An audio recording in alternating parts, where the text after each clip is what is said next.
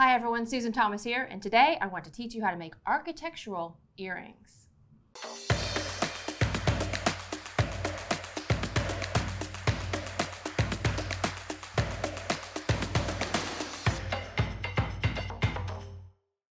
I wanted to teach you guys how to make architectural style earrings. And so finally I came up with building blocks. Remember the blocks you had when you were kids and there was round ones and bridges? Did anyone have those blocks? I had those blocks. I don't know, they were cool. So I'm doing circles and squares and triangles today. I think it's gonna be a lot of fun. It's gonna be wire work, so you're gonna need some tools and supplies. I'll just kind of go through what I have here in front of me. I know I look like I have a lot of pliers, but really most of these, 1, 2, 3, 4 of them, are just bale shaping pliers. So those are just round pliers of different sizes, kind of like mandrels to make shapes with. Then I also have a flat nose plier for my squared off edges and a good flush cutter to make a nice flush cuts on the ends of my wire. And of course, we're gonna use wire. Now I'm sticking with bare copper today because I'm gonna need to do some hammering because the heaviest gauge wire I like going in my ears is 20 gauge and it's not quite, strong enough, I guess, to hold that shape. So we're gonna hammer it and change the temper of the wire, make it a little harder to hold up. And then I'll do that on my bench block with my chasing hammer. And then I have a few other things. This is a flat file to file the ends of your ear wires to make sure that they don't hurt when they go in people's ears. And then I have some polishing equipment here and some oxidizing solution. This is liver of sulfur gel. And this is going to be my brass brush and my steel wool to clean those back off. Because I thought these might look kind of cool oxidized, so we're gonna try it. Why not? Okay, so now that you know everything I'm working with, I'm gonna move some things out of the way and just have them off to the side over here so I can show you how to get started making these earrings. All my bale shaping pliers are going over here. I have no idea which ones I'm gonna use because this is kind of a neat technique that you can change things up. And so there's my bench block. I know I'll need that soon, and my flush cutter, and we'll move the flat file to the side, starting with 20 gauge wire. What do you use 20 gauge wire for? Pretty much everything, it seems like. It seems like every time I turn around, I'm pulling out a spool of 20 gauge wire. So if you don't have any, this would be a great thing to pick up. So I forgot to tell you that I like to use a wire straightening plier for this project because you really, really want a good, straight, flat line. So these are going to be kind of linear, I guess. They're architectural building blocks. You don't want, I usually do like jumbled up messy jewelry. I don't usually do like really linear jewelry, but these are going to be super clean lines, and the cleaner you can make the lines, the better. So like I said, I'm working with a bare copper wire. You can work with a sterling silver wire. You can also work with plated wire, but remember to use a half hard wire if you use a plated wire because hammering and plated wires can be a little bit tricky. You can hammer parawire, but you need to be a little more gentle. So you're not going to get any cool hammer marks on it. All right, so I'm just going to trim off a few inches of wire, and then I will do the same thing with another piece. If you don't have one of these wire straighteners, they are the best. So see how I'm kind of pulling on it and just it's kind of curving, but then you just go against the curve and it starts straightening it out. And so all I'm really trying to do right now is take any little bumps or grooves out of the wire. I'm not trying to make it perfectly straight. There. Okay, so I've got 2 pieces of the 20 gauge wire, and I have found that when you do anything with earrings, you've got to make 2. It's best to make 2 at the same time. Trying to match the one you started is almost impossible. I have a pair over here that I did that with, and it's kind of tricky. So I'm just gonna flush cut the end with my flush cutter. So now I'm gonna get started actually making the earrings, and I'm going to start with this curve right up here at the top. I'm gonna make the actual ear wire part first. So I'm going to take my bale shaping pliers, and I'm using one that I really like. This is called a wrap and tap. There's so many different types. Depending on the size you want, you're going to want a different size circle. I wanted kind of a little bit larger circle. This is a larger bale shaping plier. Love this tool. You can see I've marked it with my initials because it's awesome. So let me just bend these into a U shape around the pliers, like so. Those off to the side. And you see I'm working with 2 wires at the same time still, because 2 wires when you're making earrings, it's best to just match them from the beginning and not try to match them later. So you can see I've got 2 equal U shapes there, and we can trim these off again a little bit later if we want to. But now I'm going to work on my geometric shape at the bottom, the architecture, the blocks part. The bottom piece down here I've made into a triangle shape, and I'm going to do that again using my flat nose pliers. So get these guys up at the top even, and then you're going to make a sharp bend at about a 45-degree angle down at the bottom of the wire. So you can see I'm starting my triangle, and you can then measure this out by, you can actually kind of look and try to make like an invisible line with a ruler or anything right from the top down to the bottom of this earring to get a really, really great medium point for your triangle. And then you can measure that point and use that for the next point. So what I'm going to do is I'm just going to kind of guess here and pull this into an angle. And then I want to get that exact same length on the other side. So that's where I'm going to do a little bit of a measuring trick here. I do not have a ruler. So what I'm going to do is I'm going to take another piece of wire and I'm going to put that on here. And I'm going to mark it here and mark it here. And then bring that over like this. It's a secret measuring trick, don't tell anybody. And now I can see right where I need to do my next bend, which is right about there. So then I'm going to do the other side. I really should have done them both at the same time, but I'm cheating just a little bit. So we're going to bend him into that same angle, squeeze in, like so. So my triangle looks even underneath there, and then you're going to grab the other side and bend this into that full triangle, and really what you're doing is kind of pointing back at that other side. So now's the time to take that flat nose plier and just kind of give them a squeeze and just shapen and sharpen up your triangle with the pliers. And all I'm doing is just kind of squeezing and squeezing things. So that's starting to look pretty good to me right there. And so then I just have to do the same thing with the other one. And as long as you got those angles similar, you're gonna have similar looking triangles. Now remember, this is wire. They're not gonna be absolutely perfect. But the next step is, once you get everything where you want it and you love your triangle and you're super happy with it, you're gonna take those flush cutters and trim off the excess wire right up flush against the ear wire. So it should kind of point right at, let me kind of even that out a little bit, point at the triangle, like so. It's not going to look perfect yet because we're going to do some hammering and some fixing and shaping, and that's what's going to kind of get it this pretty shape here. So give me a second, I'll do my other one, and then we'll get right back to you.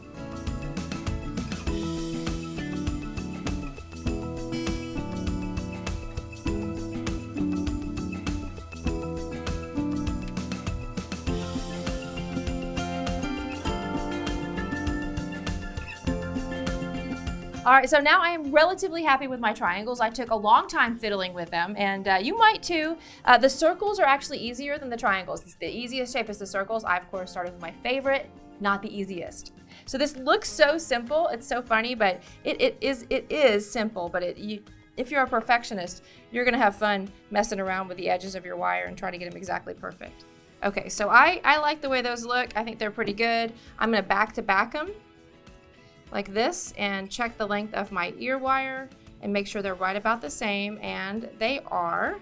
So we'll leave that. And now I'm going to do the magic part that makes this actually be able to be an earring. If you don't do this part, you're probably not gonna have an earring. So what I'm gonna do is I'm going to hammer or dab the curve of the ear wire first, because right now, if I took this and squeezed, it would just bend into a shape that I wouldn't like. What I want is for it to have some tension. So when you hammer wire, there's these little crystals in the wire, and it's the only way I can think of to explain it, but they're all kind of, right now they're all kind of far apart, so it makes it kind of loosey-goosey like this, and then when you hammer it, they tighten up, and it makes the wire stiffer, so that you can actually take an earring and put it back in your ear again. So, bench block, chasing hammer are your best friends for this type of activity. Just hold the shape where you want it, and you're gonna dab or hammer on the curve of the wire, just like so. Now you're gonna do most dapping there, and that's gonna give it kind of a flattened appearance.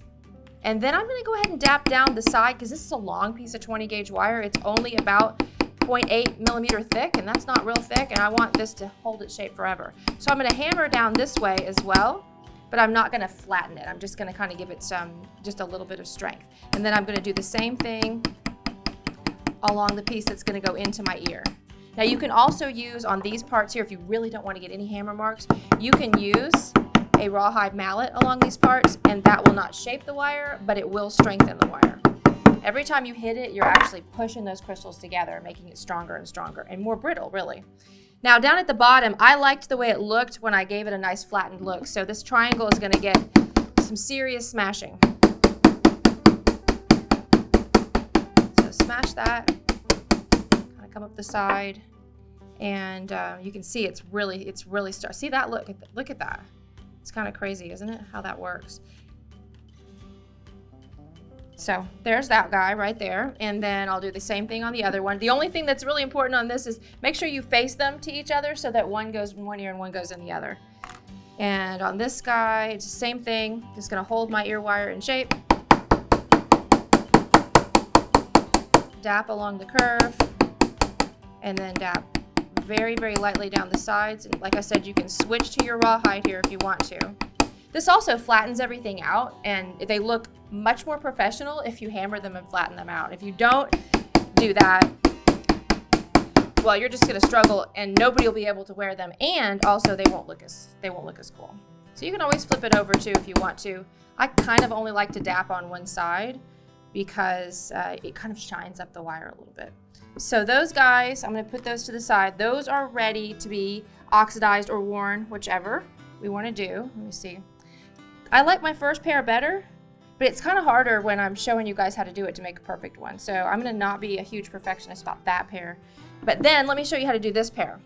So these are the circles. These are the easiest ones. So if you thought that was really hard and you're like, ooh, I don't wanna do that again, let's try circles. Now I did a double circle. You don't have to do a double circle. You can just do a single circle if you wanna keep it really, really linear and architectural. I couldn't help myself. I had to put another circle on there. I don't know why. So same thing, straighten your wire with your wire straightener.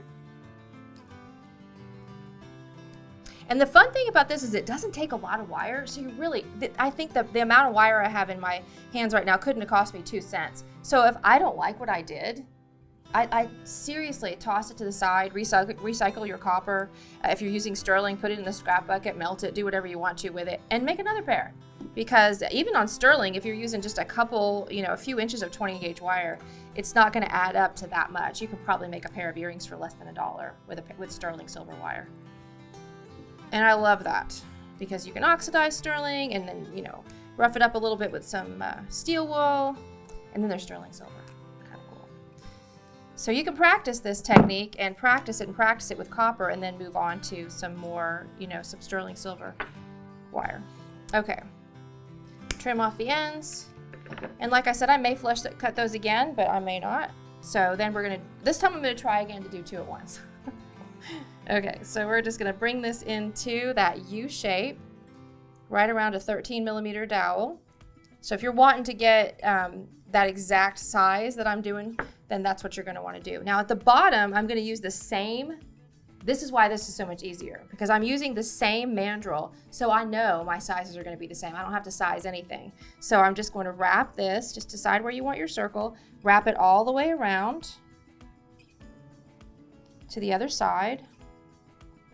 So it's till the wire's facing, and I'm just going to show you what I've got here, till the wire's facing downward like that.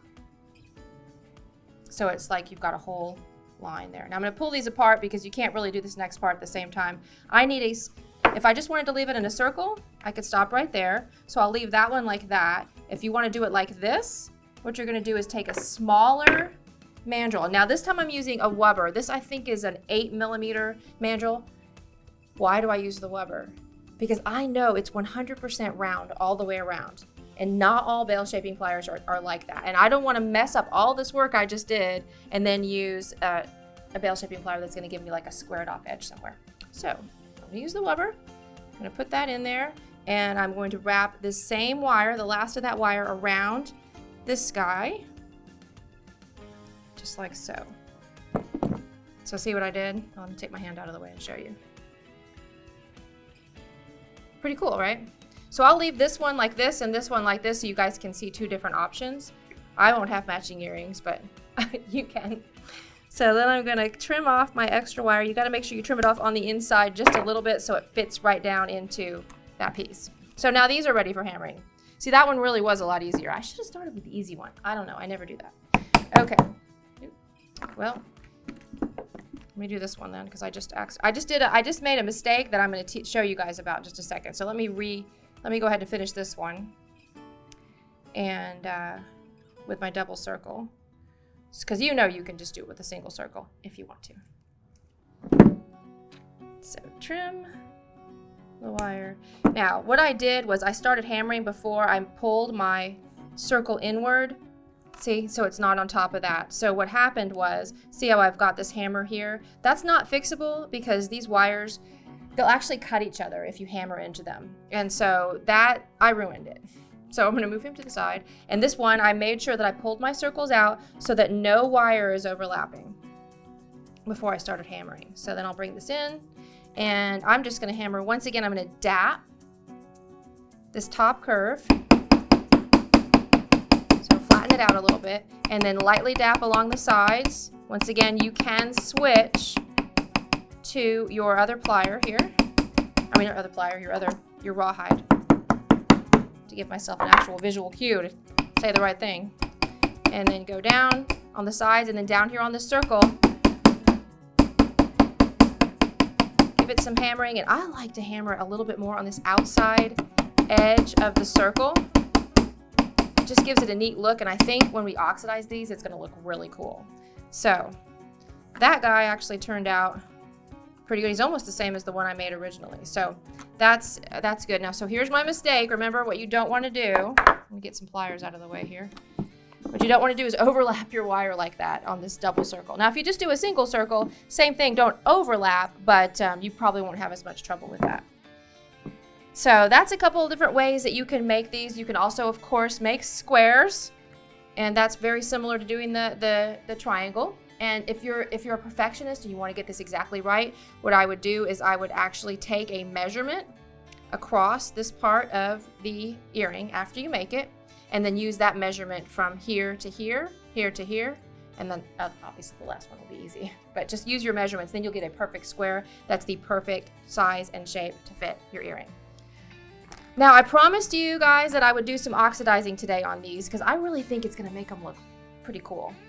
And that's one of the things I love working with a bare copper wire, which means it has no coating on it at all, is that you can oxidize it. A lot of people worry about bare copper wire tarnishing or turning darker after they oxidize it. I brought along something called Protect-A-Clear, which we actually do carry here at JTV.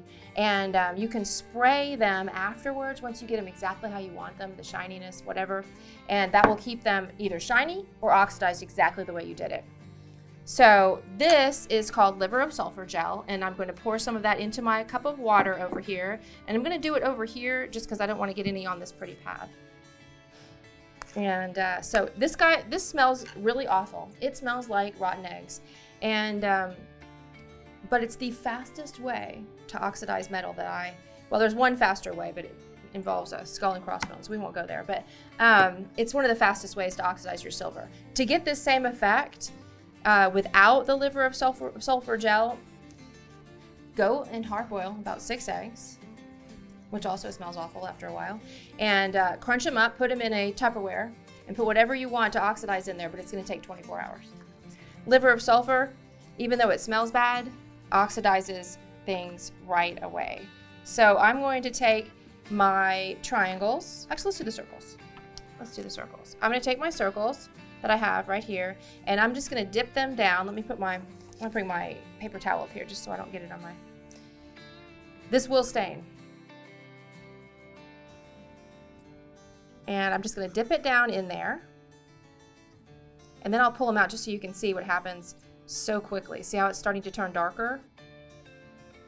Now, I didn't use a lot of it, so it's going to take just a second. Normally, copper is so fast. I mean, you could put, it's black in the second. So I'm just going to keep it down there, and then I'll wipe it off and I'll turn it over and do the other side. I'm not getting my fingers in it. There's really, it's not going to hurt you. Liver of sulfur is not going to hurt you, but I wouldn't leave it under your nails because it'll turn them kind of yellow and yucky. So So just take that, see that yellow color, and then I'm going to dry them on both sides and flip them over and go the other direction. Now what I love about copper is you can oxidize it like this and then bring out the copper highlights. It looks really, really pretty. That's why I think it's going to look pretty on these. So a little bit longer.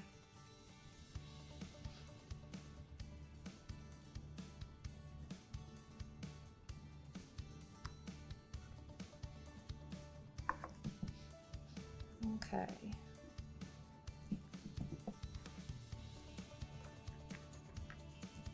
So, and of course you don't have to do this at all. You can leave it shiny. You can use the Protect to Clear. So I've got these two guys. So what I like to do to shine these back up is I like to use a brass brush. It really kind of gives a nice polished finish. You can also, if you don't have a brass brush, every hardware store has something called steel wool that also works really well. The brass brush kind of gets on the insides of the corners and things, and it's not quite as messy, and it also polishes at the same time as taking off some of that oxidization. It also doesn't take it off quite as fast as the steel wool. And you can also start with steel wool and then go to this. So like I could take this and just kind of bring up some of the highlights with the steel wool, like so. I come around the edges and then hit it with a brass brush. But see, the steel wool makes a mess.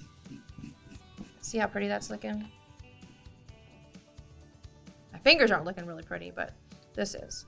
And then you can kind of come up and around again. Let me just kind of get some of that off with the steel wool first. And then hit it with that brass brush all the way around.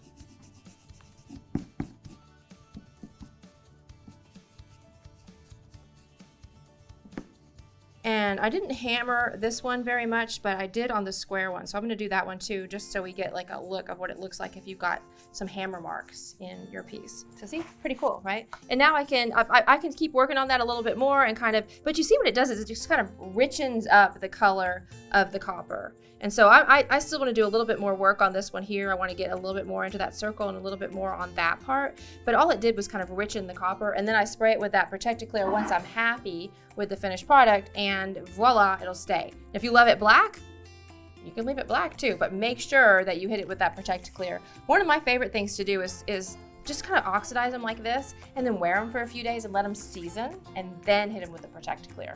It's perfect. All right, so I'm going to do the bottom of my square now in the liver of sulfur because I hammered it with the other end of my ball peen hammer, this right here, and I made just some little marks in the wire that are going to show up really, really well when you oxidize it. So I'll do this side. Just takes a couple minutes to do this. So in the interest of time, I'm going to use my steel wool again, even though it's messy. So just bring off some of that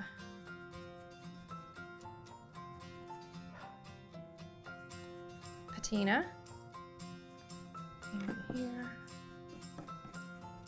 and then hit it with that brass brush.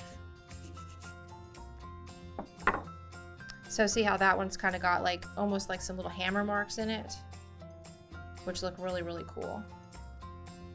Another thing you can do is you can actually use a file and you can just get really neat patterns in copper. Just try it, try different things, see what you like, and just have some fun with the project. All right, so I hope you guys liked learning about making architectural earrings. I've got some tools and supplies that I used. I just want to review this stuff so you make sure you have the things you need to get started.